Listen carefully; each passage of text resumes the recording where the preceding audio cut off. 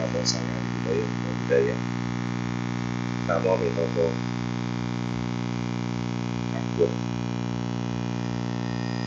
Ya, awalnya waktu saya menerima undangan dari Dharma Suka, saya pikir salah hari. Saya pikir saya diundang untuk ceramah pada saat misa Natal. Oh, ternyata enggak. Tanggal 22 juga tanggal 25.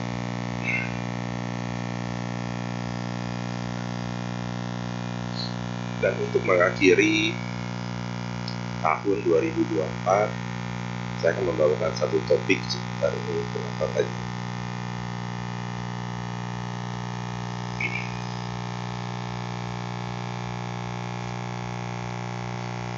Dan memasuki tahun 2025, topiknya menghargai, menghormati. Mungkin sekitar 2 minggu lalu atau 3 minggu lalu, ibu bapak, sahabat lama dengan satu kisah yang viral, yaitu tentang tukang steak. Itu bukan saya. Saya hanya mendengar kisahnya, dan satu poin itu justru yang terpikirkan, bagaimana kita dapat menghargai siapapun yang ada di hadapan kita, dan dengan siapa kita berhadapan, siapapun. Dan ini ada gambaran.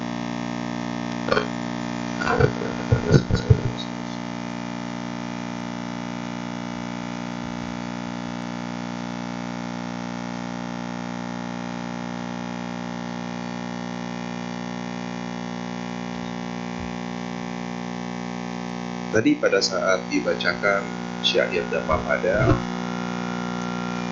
saya bilang, waduh, ini syairnya hampir merempet dari syair Dhammasukha.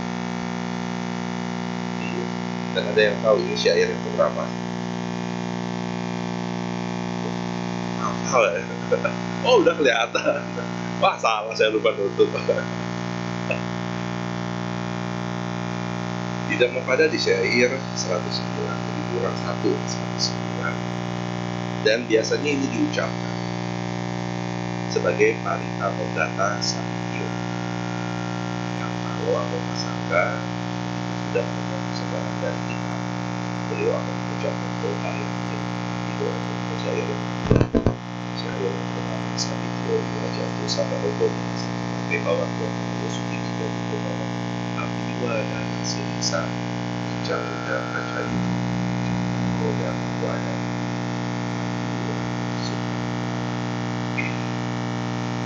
Mungkin kalau kita hanya sebatas dengan apa yang kita sudah sampaikan tadi, ini adalah berkah kita sedang, karena kita memberikan sesuatu perasaan, sesuatu yang terbaik, yaitu menyampaikan.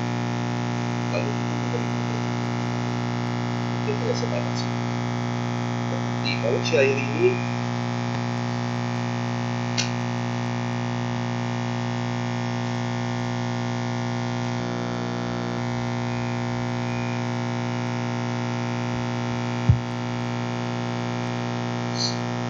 dia yang menghargai, dia yang menghormati dan menghargai orang yang lebih tua akan memperoleh apa, yaitu panjang usia, elok atau kecantikan, kebahagiaan dan keberuntungan.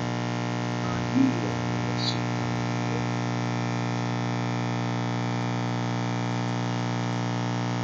Saya memberikan gambaran Dhammapada yang tertentu bukan karena Buddha misalnya Buddha itu punya iya, enggak. Tetapi setiap kejadian syair Dhammapada mempunyai latar belakang. Jadi kalau kita mengacu kepada Dhammapada apa, syair ini muncul karena apa? Sekilas mengenai cerita dari syair ini adalah ada dua pertapa berteman, mereka berbuat pertapaan. Tiba-tiba pertapa yang kedua melepaskan pertapaannya dan berumah tangga. Setelah berumah tangga, dia mempunyai anak, dan ketika mempunyai anak, dia menghubungi temannya yang pertama. Temannya hanya mengucapkan semoga kamu berusia panjang hanya kepada temannya dan istrinya, bukan kepada anak. Lalu temannya bertanya, kok anak saya nggak diberikan berkat karena membutuhkan? Bahwa temannya mengatakan, anakku hanya berusia 7 hari.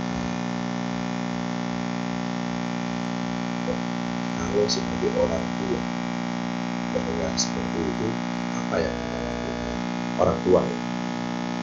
Kalau anak biasanya itu pikirannya kreatif, tapi kalau orang tua pasti akan menggunakan segala cara. Salah satunya mencari juga, karena pada zaman itu jangan juga. Beliau juga sama. Pertama yang kedua yang sudah menikah ini yang sudah membunuh. Dan hal yang sama terjadi. Dia hanya mengucapkan semoga panjang usia kepada istri dan si pertama yang kedua ini. Lalu kita bertanya, anaknya bagaimana? Dia mengatakan anaknya hanya beberapa hari saja usia. Jadi kemudian dia bertanya kepada Buddha, apa yang harus dia lakukan? Buddha hanya meminta dia mendirikan satu pavilion di depan rumahnya dan mengundang sangga untuk berdagang. Dan itu dilakukan berhari-hari. Pada saat hari keempat, orang tuanya udah memikul ini udah mulai, udah setengah, yang dibilang 7 hari udah setengah. Dia bertanya kepada dia, bagaimana kondisi anak saya? Dia mengatakan kondisi anak kamu akan berusia. Dia jadi bingung kok, ini belum habis. Akhirnya dia habisi selama 7 hari dengan mengundang sangga bagaimana. Dan kemudian beliau bertanya lagi kepada dia, lantas anak saya usianya sampai berapa?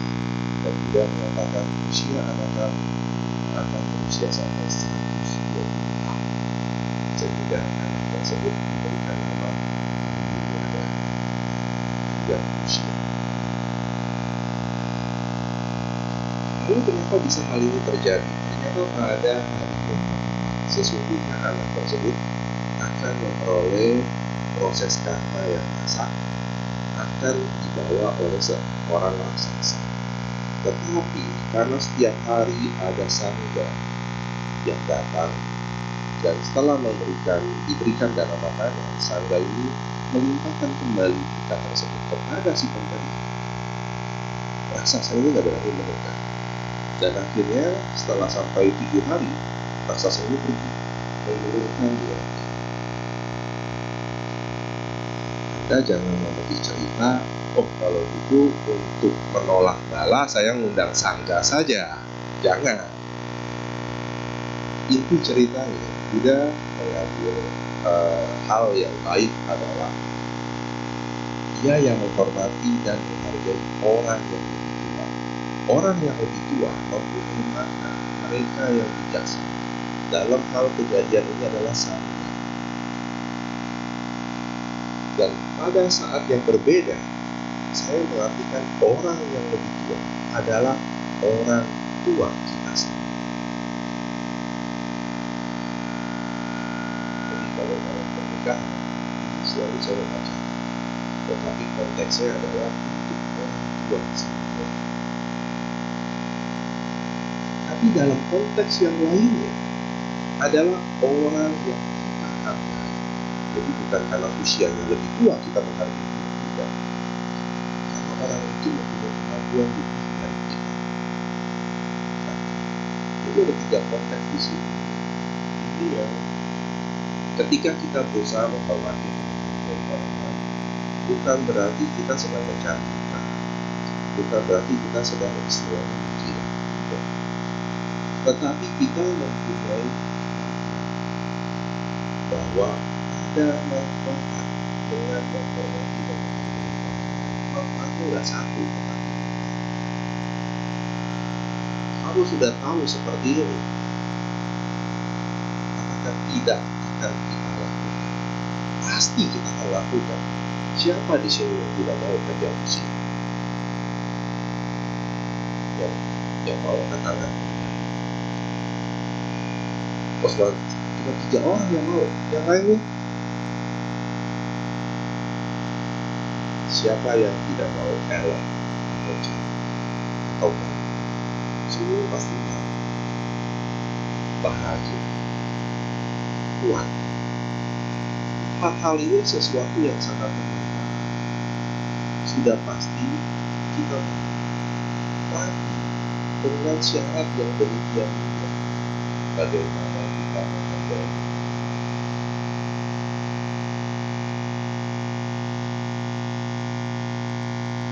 Prinsip dasar dari menghargai dan menghormati ini sama dalam setiap proses penjelasan beberapa sahabat Dhamma nanti bisa memvisualisasikan atau di rumah kalau lagi merenung, taruh air dalam ember, habis itu lihat air. Lihat air itu akan kemana? Ketika kita sentuh pertama, dia akan berjalan kan? Sentuhan, coba lihat efeknya. Hanya dari sentuhan dia akan membesar. Jadi prinsipnya sama seperti prinsip yang tidak ajarkan.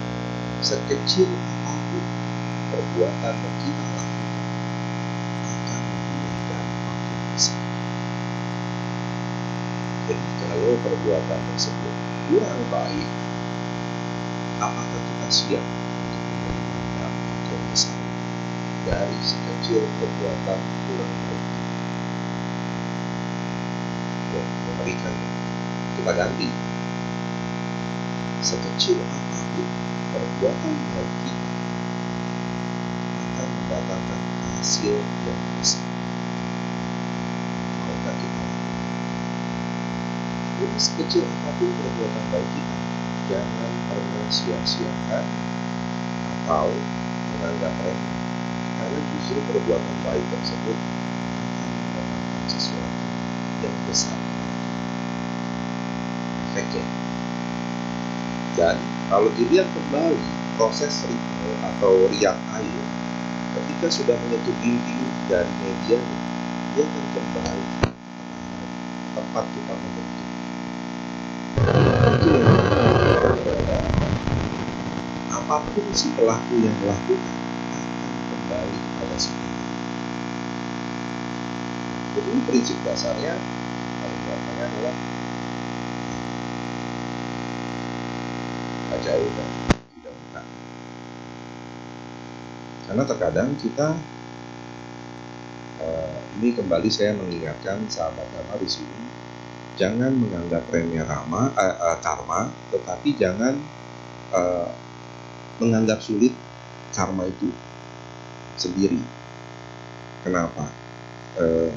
Saya bilang kepada kawan saya yang bukan seorang Buddhis, kalau sesuatu yang buruk datang ke kamu bilang apa? Nasib sial, Kres. Kalau ada yang baik, hoki. Nah, konsep yang sama ternyata di Buddhis juga kita terima. Sesuatu yang buruk selalu dibilang karma. Sesuatu yang baik, hoki. Bukan karma baik yang sedang buruk. Jadi kembali saya ingatkan, karma adalah netral. Jangan selalu menyalahkan karma. Ini lagi hujan deras, kemudian karena banyak sahabat Dhamma yang lewat tangga sehingga tangga jadi basah. Ketika pulang ada yang terpleset, langsung bilang karma buruk saya sedang berbuah. Padahal itu karena teledor. Nah, tolong jangan melupakan karma juga. Lalu bagaimana kita menghargai dan menghormati siapapun yang kita temui? Bahwa di dalam Sakaca Sutta ada 7 cara kita menghormati. Tetapi saya hanya mengambil poin yang ke-7. Jadi kalau saya bacakan, yang pertama adalah bagaimana kita menghormati guru atau Buddha. Yang kedua, ajaran atau Dhamma. Yang ketiga, Sangha. Yang keempat, konsentrasi atau ketekunan. Jadi ketekunan ini juga harus dihormati, usaha. Dan yang kelima, pelatihan atau sika. Kita harus menghormati latihan kita. Yang ketujuh, kewaspadaan atau apamada. Dan yang keenam, yang ketujuh, menghormati keramah tamahan. Ternyata untuk bisa mengembangkan cara kita menghormati dan menghargai orang, kita harus mempunyai yang ketujuh, keramah tamahan. Jadi Buddha juga mengajarkan tata susila kepada kita. Sesungguhnya 7 ini adalah Buddha berikan kepada Sangga. Namun Buddha juga mengatakan ini bisa diterapkan untuk umat awam. Jadi saya berikan sesuatu yang memang bisa kita pegang. Yang menyangkut dengan keramah tamahan, gambarannya, siapa saja yang mendatangi rumah orang lain dan diberi makan, tetapi tidak memberi makan ketika orang itu datang ke rumahnya, maka anggaplah dia orang buang.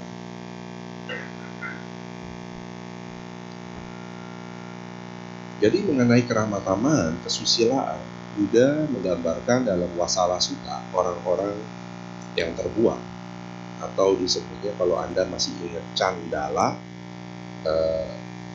kasta yang kelima, kasta buangan. Nah ini, jika kita menerima sesuatu dari orang, dan ketika orang tersebut datang kepada kita, kita tidak memberi sesuatu kepada orang tersebut, maka kita dianggap sebagai orang buangan. Demikian dahsyat Buddha menggambarkan bagaimana kita harus dapat memberikan kembali kepada orang yang pernah berlaku baik kepada kita. Ini kesusilaan yang Buddha ajarkan. Jadi kalau ada yang di sini ada yang belajar Ticekui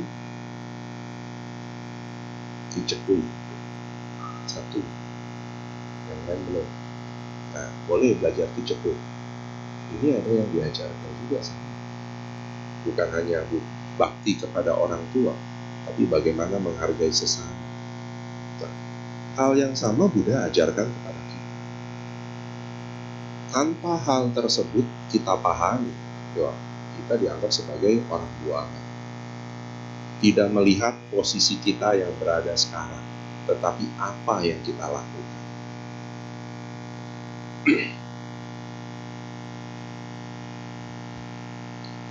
Lalu caranya bagaimana kita bisa, atau bentuk-bentuk kita menghargai atau menghormati. Nah, kata keramah tamahan ini bisa kita ada kata kuncinya tuh, atiti sakkara. Kalau itu ada 3 kata. Atiti itu tamu, sat itu baik atau berbudi luhur, kara itu melakukan. Jadi bagaimana kita melakukan sesuatu yang baik untuk seorang tamu. Atiti sakkara ini adalah bentuk keramah tamahan. Caranya bagaimana? Ini ada yang menarik. Jadi kita mau mendengarkan dengan penuh empati. Biasanya ada orang yang datang kepada kita hanya sebatas menyediakan badan kita, kupingnya enggak. Kenapa? Pada saat orang itu bicara, biasanya kita ngapain tangan kita? Pegang handphone. Terus saya cerita, terus aja. Kita tidak menyediakan telinga kita, perhatian kita. Keramah tamahan adalah memposisikan kita seperti orang yang ada di hadapan kita. Apa yang mereka kehendaki. Kalau mereka sudah nggak ada masalah, pasti mereka ingin didengarkan. Bagaimana mereka ingin didengarkan adalah bagaimana kita menyediakan diri kita untuk mendengar. Yang kedua, komunikasi yang jujur. Nggak punya modus, nggak punya hidden agenda. agenda tersembunyi kalau sedang berbicara dengan satu sama lain. Dan ini yang saya pelajari ketika dulu saya belajar public speaking di bawah arahan Pak Siwi Honoris. Dulu masih bukan di sini, di sana, Vihara Dharma Sutra. Saya tergabung dalam BLIA, Buddhist Light International Alignment, pusatnya di Kepuangsan, Taiwan. Nah, itu Pak Siwi Honoris salah satu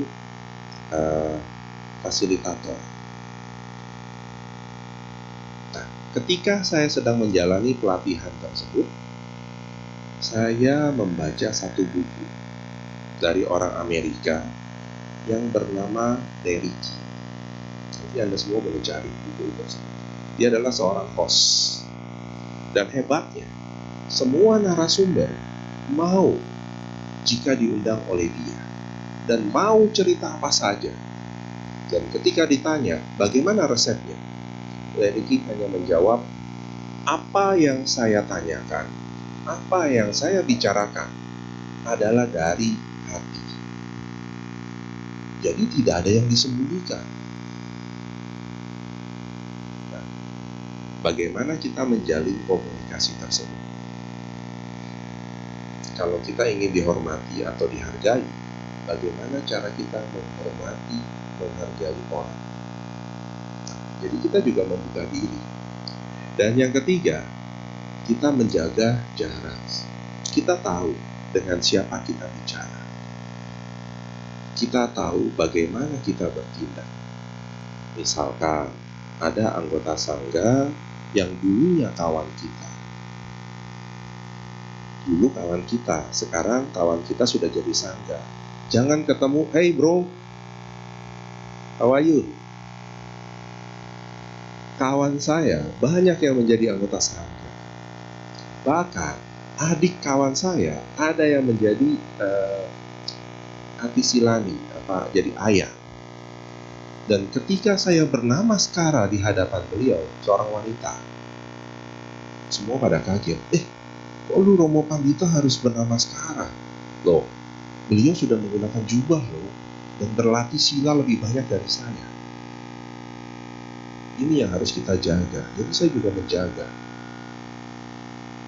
Ini terkait dengan struktur dalam agama Buddha. Tetapi dalam kehidupan sosial juga sama. Kita tetangga kita ada RT, ya kita hormati RT. Tapi kan nanti posisi RT bisa berganti kan?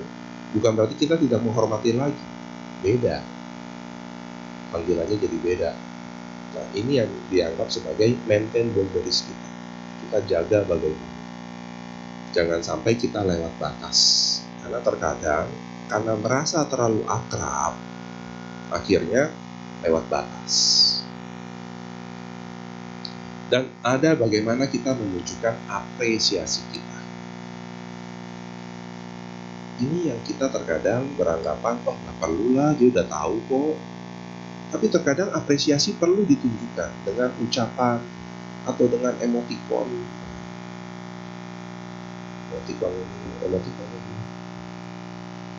ditunjukkan. Bukan kita reaktif, tidak, tapi bagaimana kita mengapresiasi. Jadi kalau Anda sekarang bertemu saya di Zoom, saya itu yang paling banyak bikin reaksi. Sampai salah ngeklik, saya ngerubah avatar saya itu pakai topi atau apa sih yang bentuknya tanduk. Jadi saya kaget-kaget, kan padahal lagi resmi itu. Karena kebanyakan ngeklik gitu. Sebenarnya saya menunjukkan apresiasi karena saya tertarik dengan apa yang disampaikan dan saya ingin menunjukkan apresiasi saya. Malah kebablasan. Tapi ini hal yang baik supaya orang merasa diapresiasi. Nanti kalau Anda yang merasa mendapat insight dari apa yang saya sampaikan, Anda boleh apresiasi saya emoticon.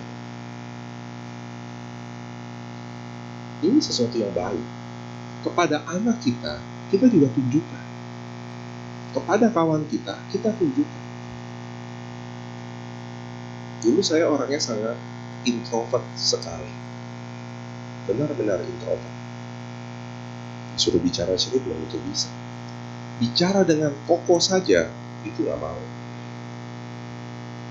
karena seperti punya dunia sendiri. Tapi semakin banyak kenal orang, ini adalah sesuatu yang baik. Ini yang harus kita sampaikan.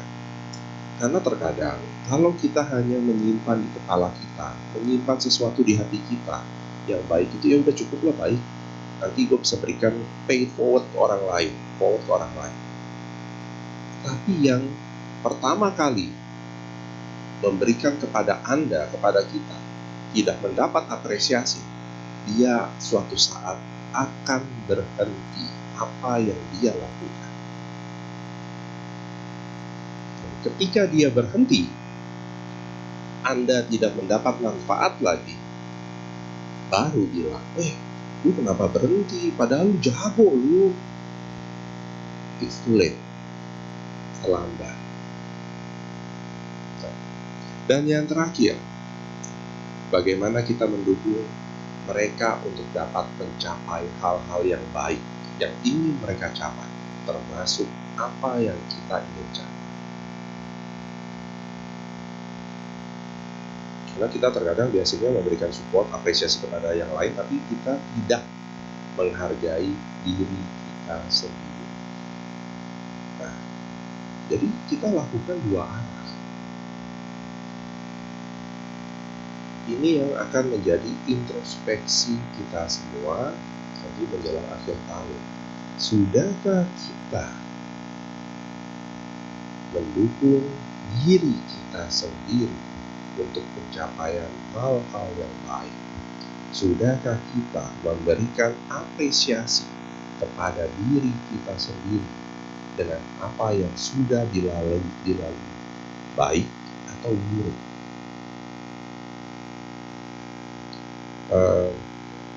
Sekarang hari Jumat.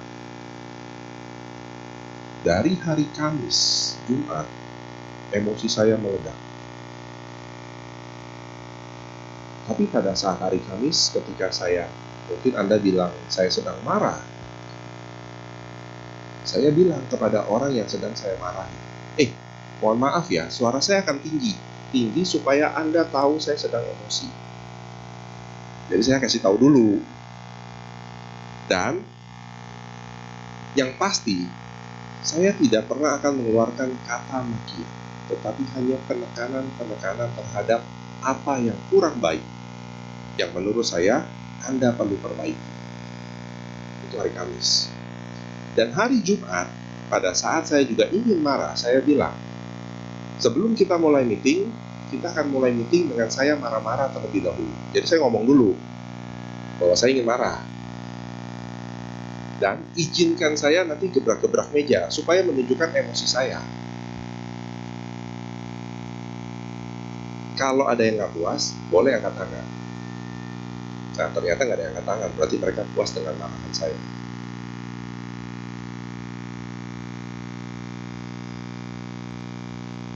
Nah, saya juga introspeksi. Ketika saya marah, karena apa? Dan untuk apa? Apakah saya ada menyesal? Ada, tapi sedikit. Kenapa? Karena saya introspeksi. Kata ini saya tidak pakai. Kemudian cacian tidak ada. Yang ada adalah penekanan terhadap sesuatu yang harus diperbaiki. Karena yang hari Kamis, kebetulan saya berhadapan dengan satu panitia acara. Yang hari Jumat, saya berhubungan dengan tim project. Karena project tersebut pada ngambil kesimpulan masing-masing, sehingga pagi-pagi udah pada ribut. Katanya dianggap saya memihak ke salah satu tim project. Itu yang saya panggil semua. Nah, kita coba. Tetapi balik adalah bagaimana kata kunci Atiti Satkara ini dapat kita pegang. Menjadikan tamu atau melakukan sesuatu yang baik kepada seorang tamu. Tamu ini tanda kutip, baik ini yang berupa berwujud atau yang tidak berwujud. Tidak berwujud maksudnya ya tadi, pikiran-pikiran kita. Sehingga nanti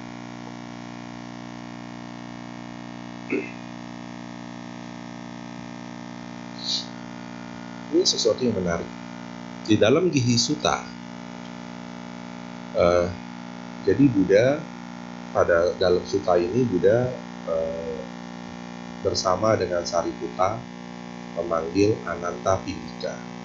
Hai perumah tangga yang berbaju putih. Ini yang kalimat yang paling saya suka. Baju saya hampir semua putih.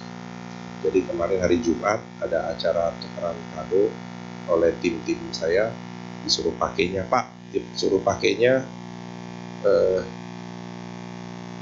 sparkling red, emerald green.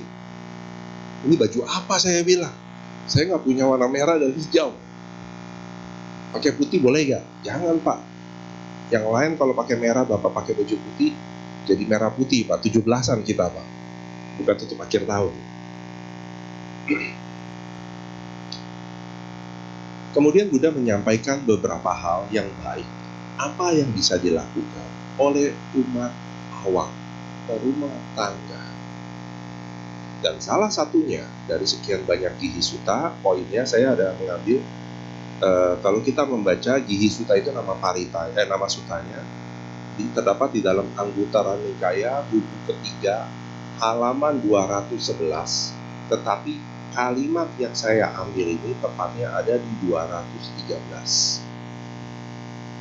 Ketika mengharapkan pahala, berikan hadiah terlebih dahulu kepada mereka yang damai, ideal yang kepadanya. Apa yang dipersembahkan, diberikan, menjadi berlimpah dalam dia. Jadi tidaklah salah jika kita ingin mendapatkan sesuatu, kita memberikan sesuatu yang baik kepada mereka yang pantas menerima. Jadi ini Buddha sampaikan kepada Ananta Pindika, ini silakan dilakukan. Kan rumah tangga pasti kan mengharapkan pahala yang besar. Tapi sebelum mengharapkan, berikan sesuatu yang baik. Dikatakan kepada mereka yang damai ideal, yang kepadanya. Ya mereka yang damai ideal, ini konteksnya adalah sangga. Ini konteks pertama, tadi ada konteksnya ya. Karena Buddha di situ ada Sariputta mewakili sangga dan ada Ananta Pindika. Tapi yang bisa kita ambil kesimpulan, jangan pernah mengharap sesuatu kalau kita tidak pernah memberi sesuatu. Tidak akan ada. Jadi kalau konteks yang bikin semangatnya, jangan pernah takut terhadap sesuatu yang perbuatan buruk yang tidak pernah kita lakukan. Ini yang baiknya.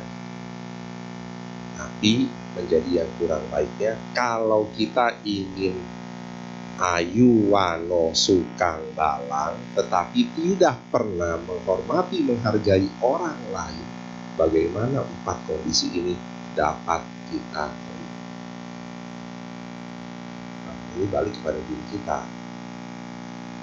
Jadi kalau mau 4 hal ini, bagaimana kita coba belajar menghargai, menghormati orang lain yang lebih tua. Lebih tuanya ini tadi konteksnya ada 3 konteks, sehingga pergantian tahun ini selain kita introspeksi terhadap pencapaian kita yang baik dan yang kurang baik, supaya kita juga punya semangat apa?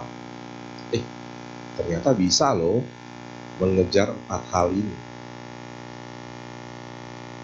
dan otomatis ini akan merubah cara kita bertindak kepada orang lain.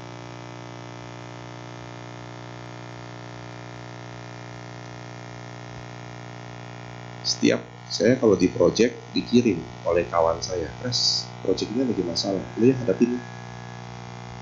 Jadi kalau di kantor saya dipanggilnya pemadam kebakaran, karena project itu lagi kebakaran. Jadi saya yang dikirim untuk memadamkan.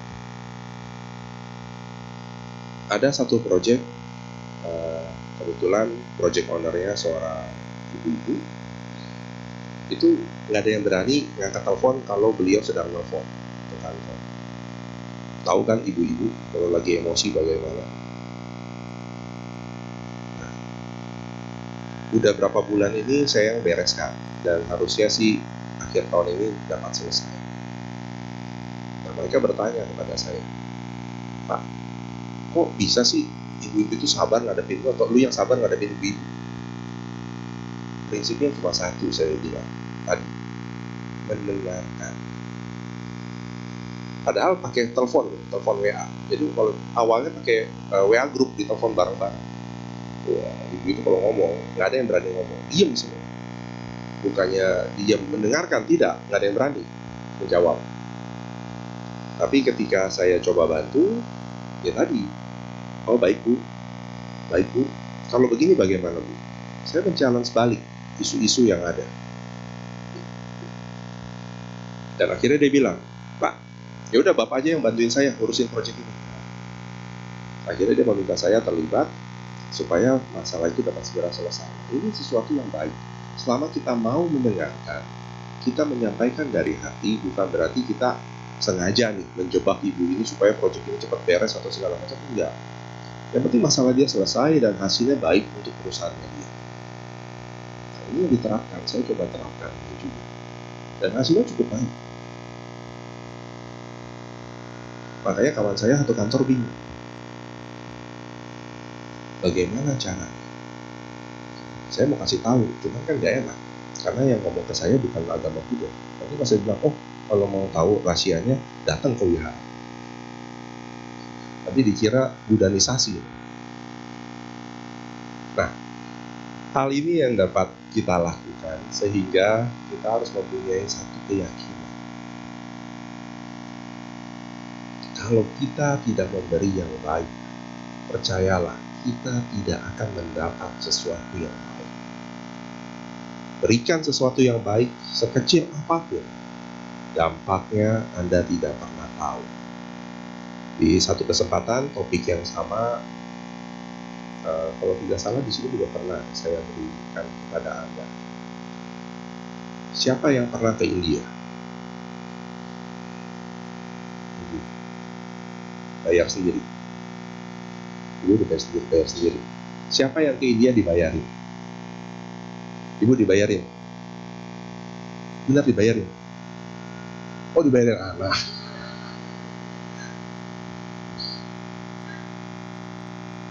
Anaknya butuh orang tua angkat loh.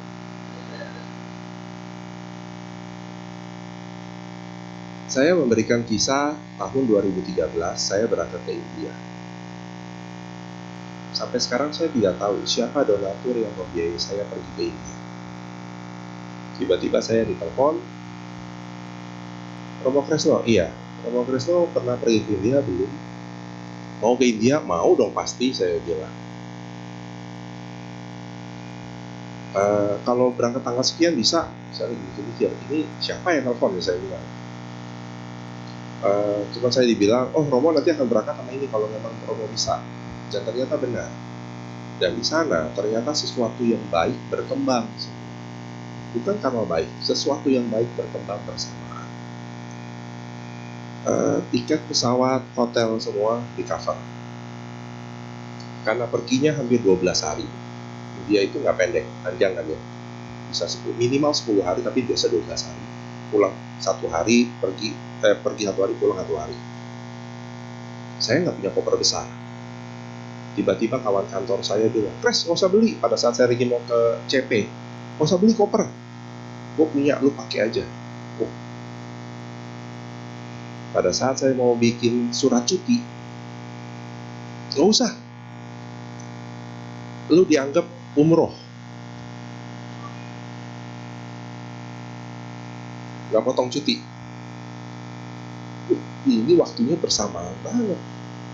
Pada saat mau tukerin mata uang India, rupiah, ditelepon sama saudara saya, Kres, lu narik ya arisan.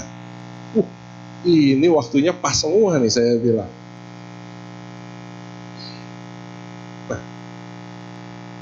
Anda tidak pernah tahu, padahal pada saat 2013 saya agak berat hati untuk pergi karena anak ketiga saya baru lahir. Istri saya ketika memberikan izin, semua terbuka mestaku, semesta alam. Anda tidak pernah tahu perbuatan baik apa yang sudah dilakukan yang membawa dampak sedemikian besar. Saya sampai sekarang nggak tahu siapa yang membiayai saya. Walaupun saya kenal semua yang pergi dengan saya, tapi kalau saya tanya, siapa sih sebetulnya donatur? Semua pada tutup mulut. Dari yang panitia ya. Saya pada saat itu pergi dengan 2 anggota sangga, Dante Penendiang, Dante Jinadano, dan Asin Jeninda.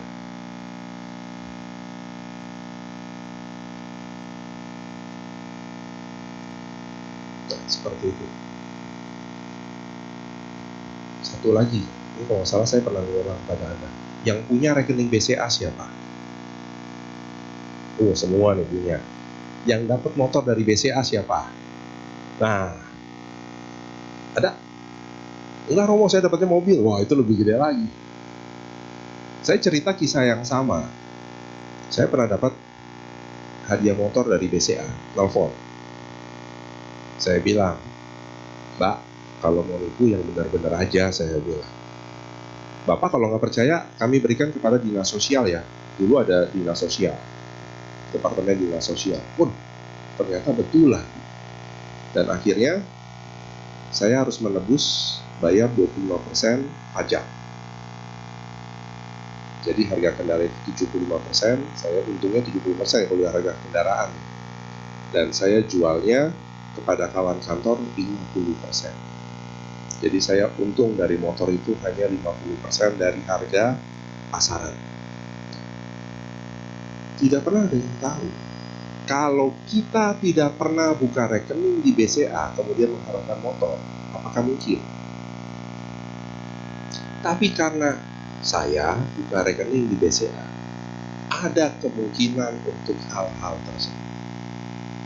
Karena itu, jangan pernah ragukan perbuatan-perbuatan baik. Dan juga jangan mengecilkan perbuatan-perbuatan yang kurang baik. Karena itu ketika sudah terjadi, itu dicatat. Maksudnya dicatat oleh kesadaran kita. Yang suatu saat dia akan bertumpuk dan berbuah. Buahnya bisa baik dan buruk. Itu saja yang bisa saya berikan. Semoga bermanfaat. Nanti untuk ada tanya jawab kita akan lanjutkan. Terima kasih.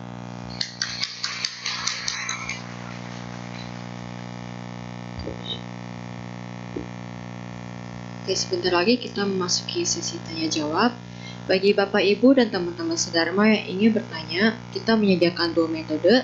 Metode yang pertama adalah pertanyaan secara lisan. Jadi, kalau misalnya Bapak, Ibu, dan teman-teman sedharma ingin bertanya secara lisan, setelah kita menyanyikan lagu, boleh diangkat tangannya dan maju ke depan untuk bertanya secara langsung kepada Romo.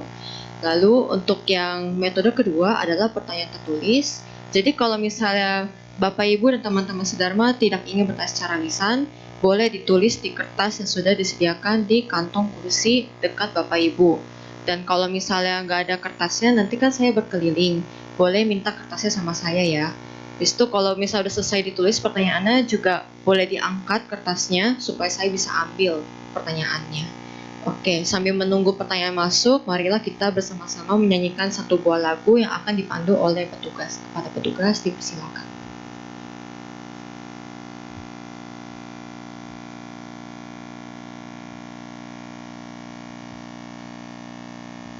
Bapak Ibu, marilah kita kembali membuka tuntunan puja bakti kita pada halaman 92. Kita akan menyanyikan satu buah lagu berjudul Hadirkan Cinta.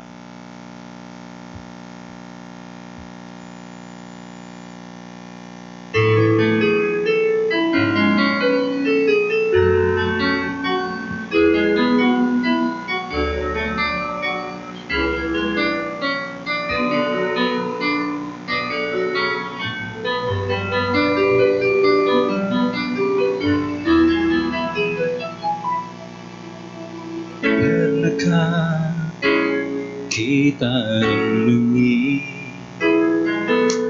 tentang arah langkah dalam hidup ini. Tebarkanlah cinta kasih di lubuk hati, agar bahagia terjadi.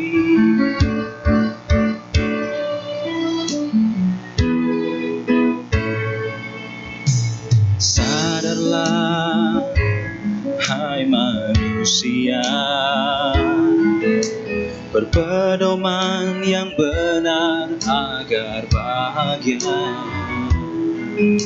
Pancarkanlah cinta kasih pada sesama, agar bahagia dunia. Terkadang hati kita pun terpana menatap gemilau dunia. Terkadang suara hati pun menontak, rasakan palsunya dunia.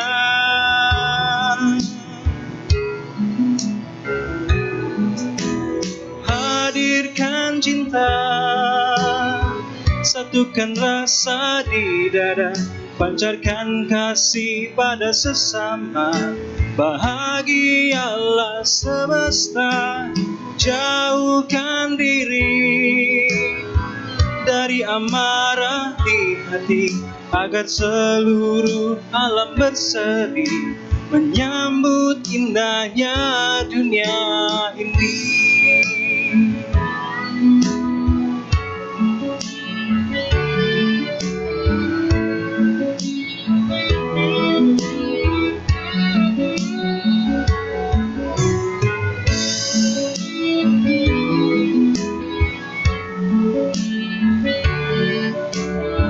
Kita balik lagi ke bait ketiga.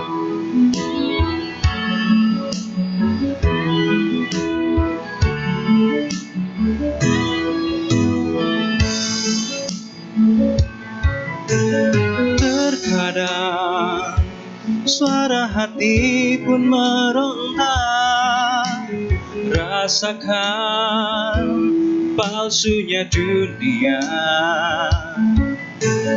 Terkadang hati kita pun terpana menatap gemilau dunia.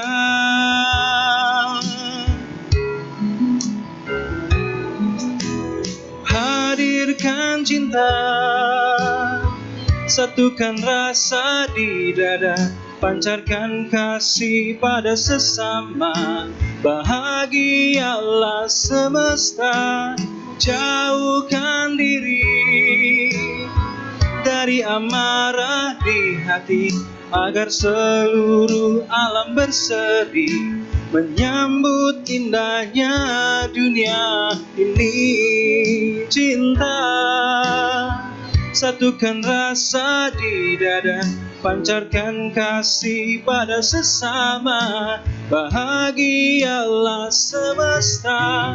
Jauhkan diri dari amarah di hati, agar seluruh alam berseri menyambut indahnya dunia ini. Terima kasih.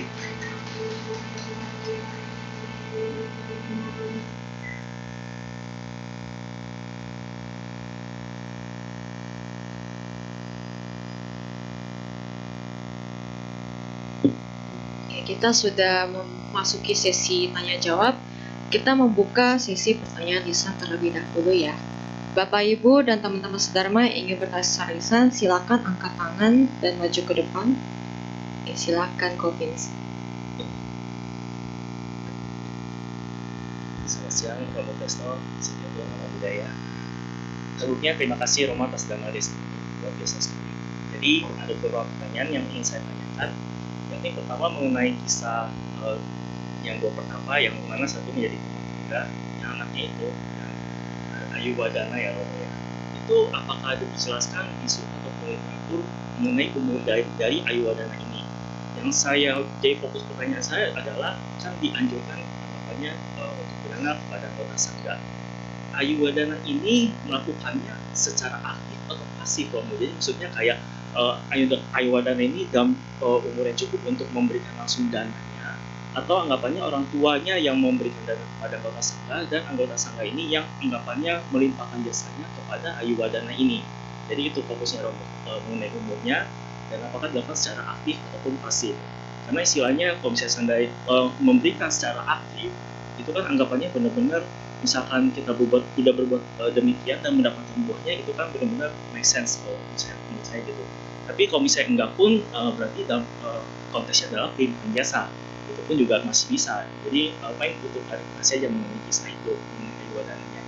Lalu kemudian mengenai ini, Romo tadi Romo kan bilang yang di Hisuta Anguttara Nikaya 3 ini kan terdapat di halaman 211.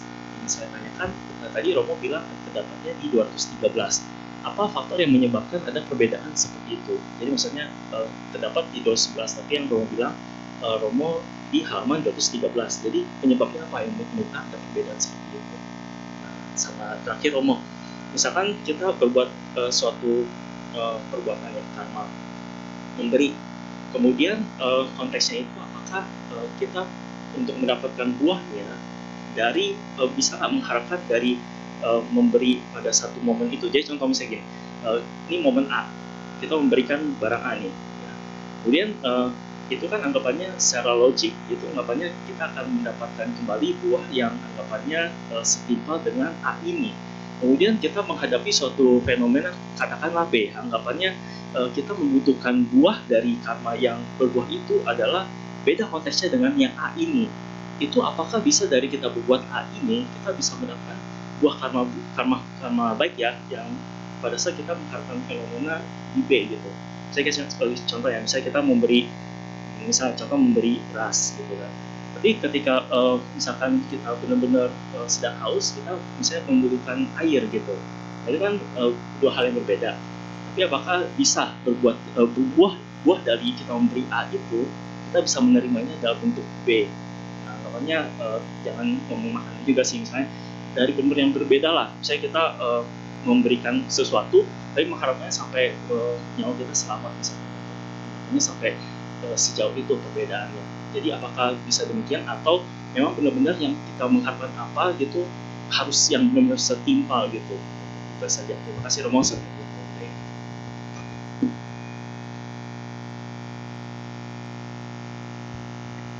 Jadi pertanyaan Vincent apa? Maaf ya. Yang pertama mengenai Ayuwadana, nanti PR buat Anda cari Dhammapada Atthakatha, bisa baca lebih detail karena konteksnya di sana orang tuanya yang melakukan. Karena Ayuwadana itu bayi baru dilahirkan, nama aja belum dapat. Setelah kejadian tersebut baru diberi nama Ayuwadana. Gitu. Jadi dibantu oleh orang tua. Dan yang kedua, perbedaan halaman. Jadi kalau Anda membaca, sebetulnya ada dua cara. Saya menggunakan cara Palitex Society PTS. Satu lagi caranya apa namanya saya lupa. Ada yang menyebutkan Gihi Sutta sebagai Anguttara Nikaya 5 poin berapa.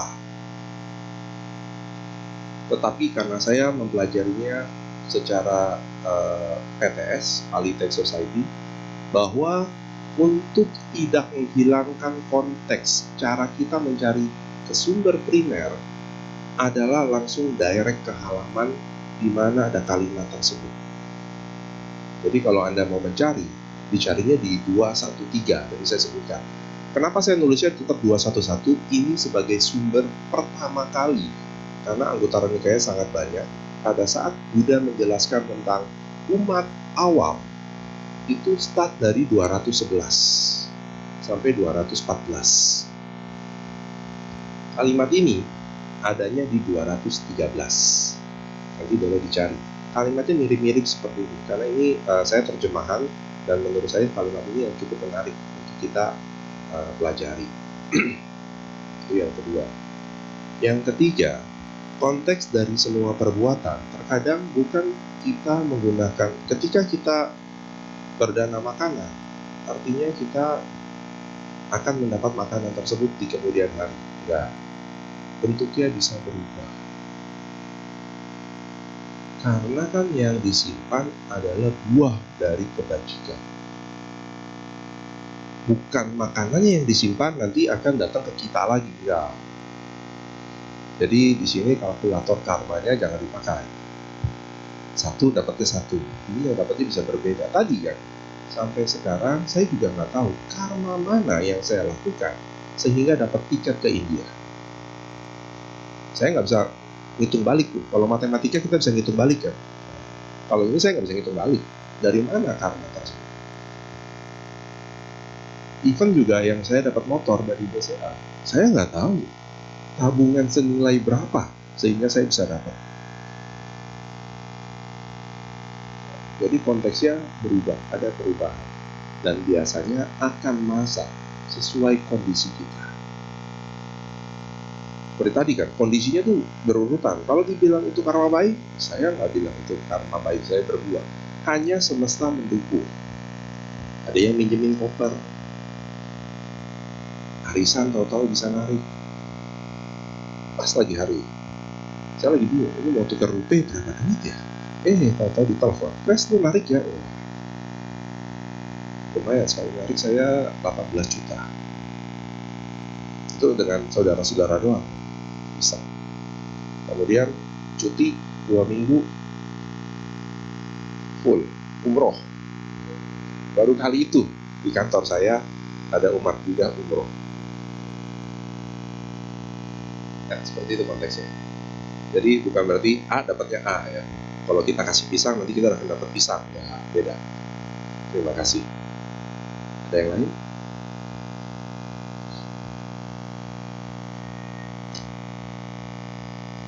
Apakah ada yang ingin bertanya secara lisan lagi? Boleh diangkat tangannya ya.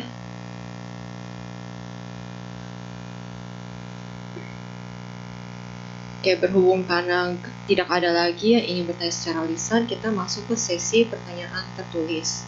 Nah, pertanyaan pertama. Namo Buddhaya Romo, saat ini banyak anak-anak kemarin main game online yang akibatnya sangat tidak baik nih. Apakah perlu dicantumkan di sila kelima ya Romo? Terima kasih. Sila kelima. Surah Meraya Maja Pamadatan. Surah Meraya. Sebetulnya di sana sudah ada konteks yang menimbulkan kecanduan, ketagihan. Itu konteksnya sudah ada. Hanya dia ada yang diartikan sebagai maja pamadatana, dari biji yang difermentasi. Ada tambahannya seperti itu. Jadi orang beranggapan bahwa itu hanya sebatas minuman. Sebetulnya tidak. Kalau saya mengartikannya, makanan dan minuman kita bisa tambahkan, dan tindakan. Bisa. Kan dulu saya kalau tidak salah juga bilang atau bertanya kepada Anda, drakor bagaimana? Dracin bagaimana? Bisa. Karena menimbulkan kecanduan dan melemahkan kesadaran kita. Saya nggak bisa tunjukkan ya. Istri saya menunjukkan sesuatu, seorang anak bermain game handphone online. Dia lagi duduk, badannya membungkuk itu sampai mukanya itu bisa menyentuh lutut. Jadi dia kayak ingin menyembunyikan sedang bermain di kolong meja. Sampai begitu. Saya lagi ngeliat begitu, apa nggak sakit punggungnya? Sampai seperti itu. Belum juga termasuk game online itu adalah pembuka gerbang, gateway untuk masuk ke dalam judi online. Jadi pertamanya tuh mainnya kayak Tetris. Kalau udah berhasil, nanti tembus, nanti akan kita digiring masuknya ke judi online. Kalau ada yang mau tahu, judi online mah saya nggak pernah ikut Romo, ini mah nggak peduli. kita nggak peduli terhadap judi online, tetapi kita harus peduli kepada mereka yang kecanduan terhadap judi online. Kita tidak pernah tahu bagaimana rasanya kecanduan judi online.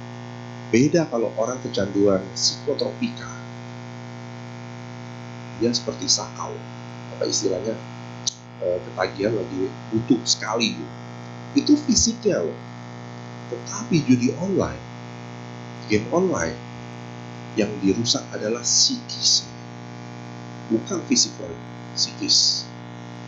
Jadi kalau ada yang punya akun Netflix, boleh nonton film yang berjudul No More Bets. Itu menceritakan dahsyatnya judi online. Dan sampai pemerintah China bertekad untuk menghapus judi online. Jadi itu salah satu gerakan pemerintah China dalam menanggulangi judi online. Sama seperti Indonesia sekarang. Ini kan sudah banyak yang tertangkap kan. Nah, cuma kita nggak tahu. Semalam aja saya masih dapat SMS, WhatsApp. Anda rungkat, saya lagi bingung kata rungkat itu artinya apa. Rungkat di mana? Dikasih link, saya disuruh connect ke link itu. Pasti link itu ya judi online juga. Nah, jadi kalau sila kelima sudah ada, tetapi hanya sebatas mereka mengartikan minuman saja, bahwa sesungguhnya di sana ada yang menimbulkan kecanduan. Jadi bisa apapun bentuknya dan melemahkan kesadaran. Ini harus dihindari. Jadi jangan takut ya, udah ada. Nanti kalau masih butuh penjelasan, tinggal masukkan kata Surameraya Maja Pamadatana ke dalam kamus online Palitech Society. Di situ ada penjelasan. Terima kasih. Pertanyaan kedua. Oh, ada lagi ya? Iya, 3. Ya. Nama budaya Romo. Izin bertanya, bagaimana atasi rasa bersalah dan menyesal ketika kita salah pilih dan salah langkah? Terima kasih Romo, nama budaya. Oh, yang pasti pertama sesali dahulu. Kalau penyesalan memang harus disesali kalau salah langkah. Yang kedua, sadari konsekuensinya. Yang ketiga, bertekad tidak mengulangi. Selesai. Apalagi, ada lagi. Di sini soalnya kalau Anda mau Romo bisa ada nggak untuk penghapusan dosa? Ada. Bukannya nggak ada. Tapi caranya apa yang tadi 3 saya sebutkan tadi? Sesali, sadari, munculkan tekad untuk tidak mengulangi. Itu ada. Makanya di Mahayana ada untuk pertobatan. Dan Anda sering membacakan Parita Visuddhigata. Itu Parita pertobatan ya? Ya kan? Tapi dibacakan nggak ya? Ada ya dibacakan. Nah, berarti Anda setiap datang kemari melakukan pertobatan, cuma nggak sadar. Coba baca artinya. Ya, silakan. Pertanyaan terakhir. Nama budaya Romo, saya hendak bertanya, apa arti dan atau penjelasan dari pahala yang awalnya saya kira itu tidak ada dalam Buddhis? Terima kasih Romo. Nah, ini yang menarik kan. Saya menggunakan kata pahala ini adalah sesuatu yang sangat umum di masyarakat kita. Jadi pahala itu hasil sesuatu, karma wipaka. Sesuatu yang dari apa yang sudah kita lakukan dan kita ingin mendapatkan sesuatu ini yang baik. Jadi kata yang paling gampang masyarakat umum adalah pahala. Pahala ini bukan nama orang dari Sumatera Barat ya, bukan. Nah, jadi supaya gampang dimengerti. Tapi bukan berarti kita alergi. Contoh, dalam Tirokuda Sutta diartikan ada kata arwah. Wah, kita langsung alergi. Mungkin kita nggak mengenal kata arwah. Kenapa kok pakai kata arwah? Ini supaya gampang dimengerti. Masa kita bilang kesadaran? Mereka yang terlahir ke alam beta. Jadi kita sebut sebagai alam. Nggak ada masalah. Karena konteksnya, arti kita terjemahkan ke dalam bahasa Indonesia nggak ada yang kurang tepat. Jadi ya kita pakai bahasa yang umum. Karma baik ini digantikan pahala. Jadi seperti itu. Selesai sesi tanya jawab pada kebaktian hari ini. Oh selesai. Kami segenap keluarga Wihara Budha Suka dan para umat yang telah hadir di kebaktian hari ini mengucapkan terima kasih kepada Romo Krisno Budoyo karena telah meluangkan waktu dan kesempatannya dalam membabarkan Dharma pada hari ini. Oke. Penutup dari saya, selamat merayakan Natal bagi saudara-saudara kita yang merayakan, pasti bukan Anda. Karena kakak saya juga merayakan Natal. Dan selamat menyambut tahun baru, semoga dengan apa yang kita diskusikan pada hari ini membawa sesuatu perbaikan bagi diri kita semua di tahun yang baru. Semoga semua makhluk berbahagia. Sadu, sadu, sadu. Namo Sang Hyang Adi Budaya, Namo Buddhaya. Namo Buddhaya.